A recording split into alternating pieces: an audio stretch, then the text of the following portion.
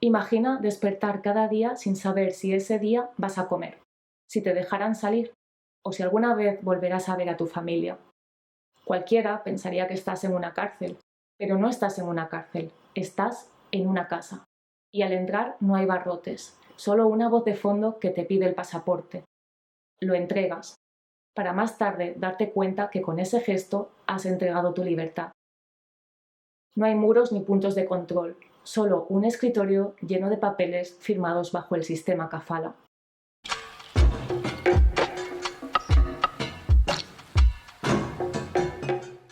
Bienvenidos a Arte en Diáspora, un espacio en el que hablamos de arte, cultura y literatura, pero también de refugio, exilio y derechos humanos.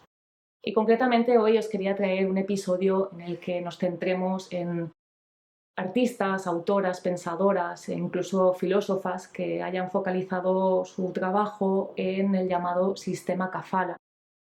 En 2022 el mundo miró hacia Qatar.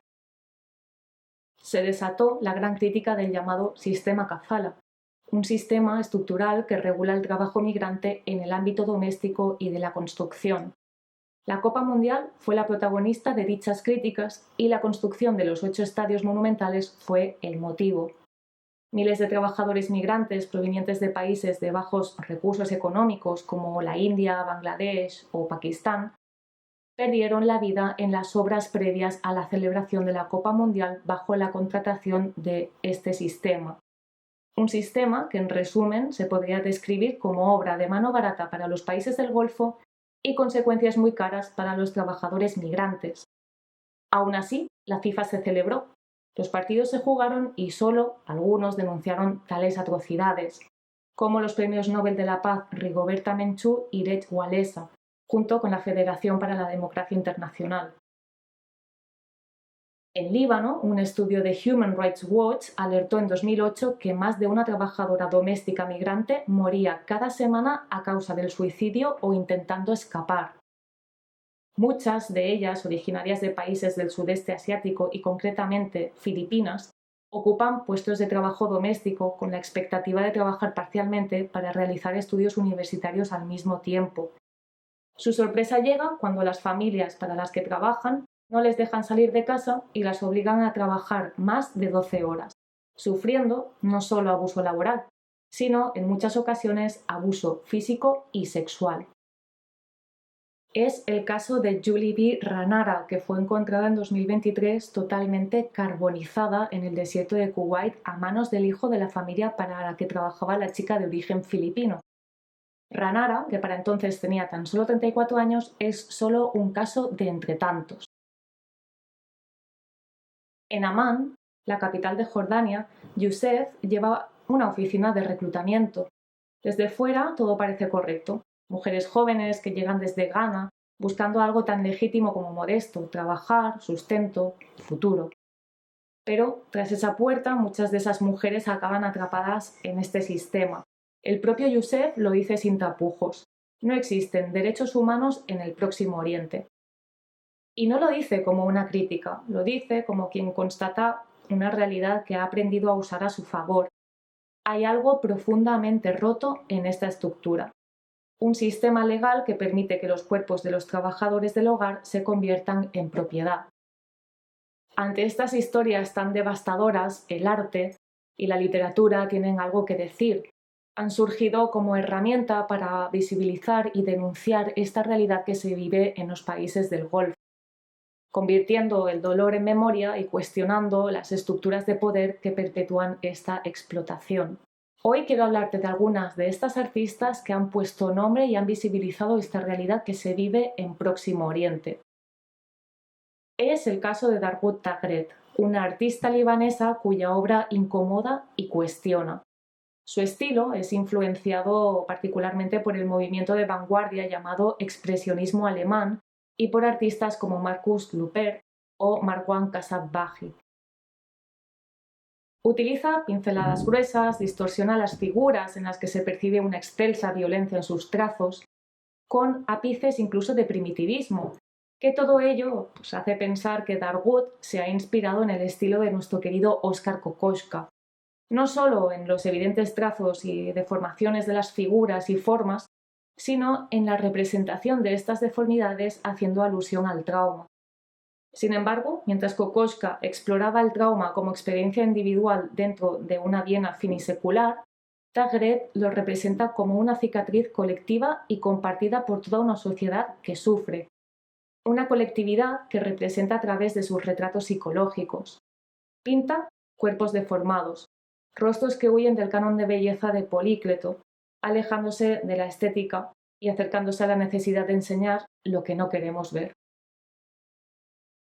Las temáticas que aborda Darwood suelen centrarse en cuestiones políticas e identitarias de la actualidad. Es una artista muy comprometida, especialmente con lo que sucede en el mundo árabe y en particular en su país natal, la antigua tierra de fenicios y cananeos, hoy conocida como el Líbano. Cabe recordar que el Líbano es uno de los países donde el sistema kafala sigue siendo un método de contratación muy extendido, especialmente en el sector de trabajadoras domésticas, un contexto que permea y da fuerza a su obra. Y me gustaría destacar dos de sus obras, tituladas Flora Holding the Baby y Wizard You Better. En Flora Holding the Baby, Taggart nos muestra una mujer que mira directamente al espectador sosteniendo un bebé. Una mujer migrante que sostiene un niño libanés, hijo de la familia para la que trabaja. Flora, como sujeto, se presenta como una mujer invisibilizada en un contexto social que se aprovecha de su vulnerabilidad. Flora trabaja, pero no habita. En la sujeción de ese niño que le es totalmente ajeno se refuerza el abuso del sistema. Flora debe de cuidar de ese bebé para poder alimentar a sus propios hijos que tuvo que abandonar en su país de origen. Hay una cita que me viene a la cabeza cuando observo a Flora, concretamente una cita de Hannah Arendt, de su obra La condición humana. En esta cita, Arendt asegura que la labor asegura la supervivencia del individuo y la especie, pero no tiene parte en el mundo común. Arendt nos remite en su obra La condición humana a la cosificación, o como ella misma dice, a la reificación de las víctimas de esta estructura de poder, pasando a ser meros objetos de trabajo. Concretamente, las mujeres cuya labor doméstica, al ser privada, pasa a ser opresiva porque no es reconocida. El cuerpo de Flora es esbozado mientras que contrasta con el cuerpo del bebé, perfectamente detallado, asignándole un valor superior de per se. Sin embargo, Flora no tiene ningún valor como ser humano en el contexto actual que habita. Un hecho que se contradice debido a su indispensabilidad para su funcionamiento. En La condición humana, nuevamente, de Hannah Arendt, nos habla de algo que podemos conectar directamente con ese mecanismo contemporáneo de servidumbre legalizada, lo que ella llama el animal laborans. Arendt distingue entre dos figuras humanas que habitan mundos opuestos. El Homo faber, como ese ser que fabrica y crea habitando la esfera pública y obteniendo al mismo tiempo reconocimiento y pertenencia, y por otro lado lo que ella llama el animal laborans, ese ser que vive para trabajar, atrapado en la repetición, formando parte de ese continuo o esa continua repetición de labores.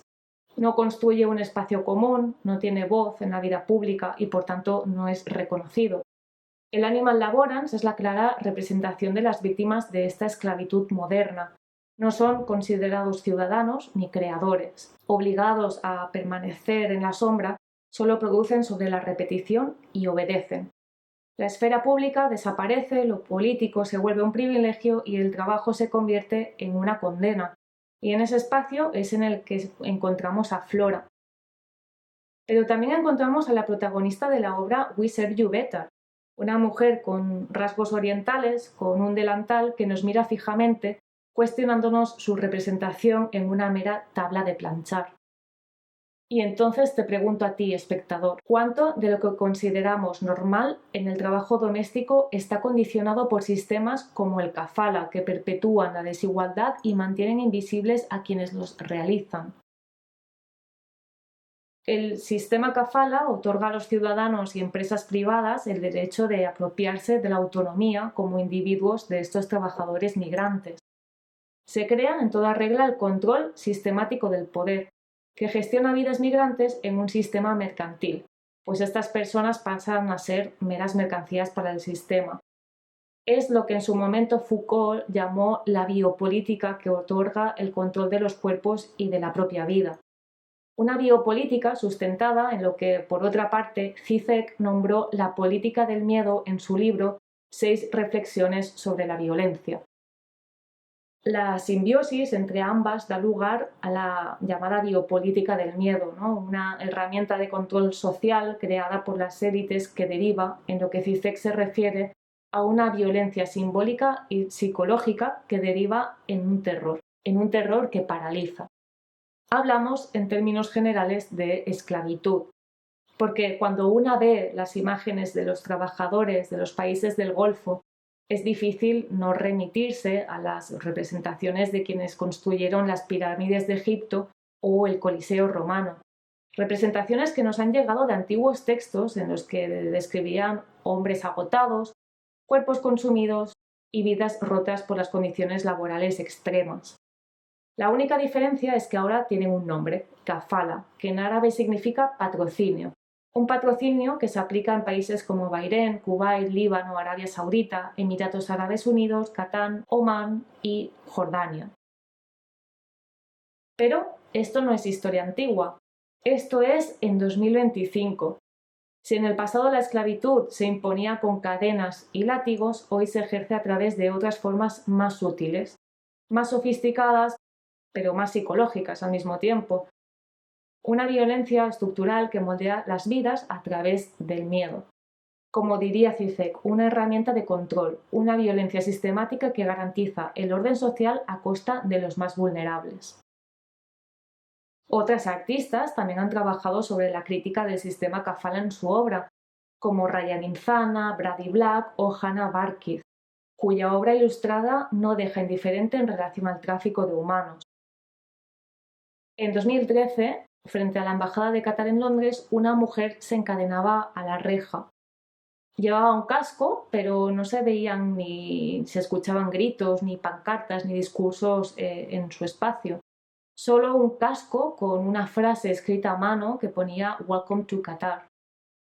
Subhash Zebe encadenaba su cuerpo y su presencia silenciosa eran ya una denuncia rotunda, no necesitaba de manifestaciones extras. Un artista de origen nepalí que utilizó la performance como herramienta de visibilización. Este acto performativo no solo denuncia la explotación, sino que también nos invita a ocupar un espacio público de reflexión política. Aunque ubicados en Estados Unidos, concretamente en New York, encontramos el colectivo internacional de artistas y activistas conocidos con el nombre de Gulf Labor. Desde 2011 presionan a instituciones como el Louvre Abu Dhabi o el Guggenheim para que garanticen condiciones dignas a los trabajadores migrantes que construyen sus museos en la isla artificial de Saadiyat, ubicada en Abu Dhabi. Ya os podéis imaginar, un destino turístico construido a base de lujo, mientras que la realidad es que se ha construido bajo condiciones laboralmente deplorables. Os invito a que entréis en su página web, en la que, aunque está bastante desactualizada, podéis ver todas las acciones que han llevado a cabo en distintas partes del mundo. Por otra parte, también vemos desde la palabra este activismo artístico, concretamente en Dubái, una firma desconocida que hace referencia a Arcadia Blanc, un artista poeta anónimo que deja frases en muros como poemas reflexivos. En uno de los campos de trabajo para migrantes se puede leer "We are the dream makers". Contrasta el edificio y el estilo de vida de los trabajadores, afincados en pisos de pocos metros cuadrados, con la realidad de la frase, que traducida al español significa "somos los que hacen los sueños posibles". Desde la ilustración también se alza la voz de Rositza Ravela, diseñadora búlgara que en 2016 colaboró con Human Rights Watch para ilustrar el horror cotidiano del sistema kafala. 6 imágenes que se resumen en un pasaporte encadenado, un reloj donde cada hora es una tarea doméstica y el minutero es representado por una mujer, una moneda que apenas vale nada pasando de una mano a otra, una mujer dormida junto a una lavadora vencida por el cansancio, un rostro femenino silenciado por una mano masculina y finalmente esa misma mujer fregando el suelo desde el interior de una jaula. Pero si hay un artista que a mí en lo personal me ha llamado mucho la atención es Molly Krabappel. Krabappel trabaja el dibujo a tinta y digital y también la acuarela, con trazos que recuerdan a Goya e incluso a Diego Rivera. También alza su arte para contar ciertos conflictos y movimientos sociales que además ha publicado en distintos medios como en The New York Times o incluso en Vice. Una artista muy involucrada y comprometida con la problemática del Próximo Oriente. Ha viajado a Irak y a Siria para documentar la guerra y la crisis de refugiados. Todas esas experiencias tan directas las podemos ver plasmadas en la novela gráfica Hermanos del Fusil, que publicó junto al periodista sirio Marwan Hisham. Una memoria ilustrada que os recomiendo muchísimo para entender la guerra civil siria desde la visión personal de un adolescente que la vivió en primera persona desde Raqqa. Pero su denuncia al sistema kafala toma forma en 2014 en una ilustración publicada en Vice, bajo el título Los esclavos de la isla de la felicidad. Una imagen que parece una fotografía detenida en el tiempo. Hombres exhaustos construyendo bajo el sol lo que nunca podrán pisar con libertad. Una obra contextualizada en Abu Dhabi en la que, en una parte de la ilustración, la propia artista escribe "This is the dark side of paradise". Mientras Krabappel nos muestra la situación de forma completamente pública, Dargaud lo hace desde lo íntimo. Sus pinturas son una provocación, poseen la capacidad de hacernos reflexionar, de interpelarnos directamente. Sus cuadros no solo miran o cuestionan a los poderosos, nos miran a nosotros, al espectador, a la sociedad que normaliza y guarda silencio. Taghret se dirige especialmente a quienes contemplan sus obras, en gran medida a la sociedad libanesa, y nos plantea preguntas que nos obligan a confrontar nuestra propia responsabilidad. ¿Quién cuida a nuestros hijos? ¿A quién no vemos, aunque esté delante de nuestros ojos y forme parte de nuestro entorno sin formar parte de nuestros vínculos? Si miramos directamente a los ojos de Flora, deberíamos de preguntarnos, ¿a través de nuestro silencio somos cómplice de este sistema esclavista? ¿Cuál es el mayor triunfo de la violencia sistematizada? Quizás sea la naturalización, cuando la injusticia deja de indignarnos y pasa a formar parte de nuestros contextos.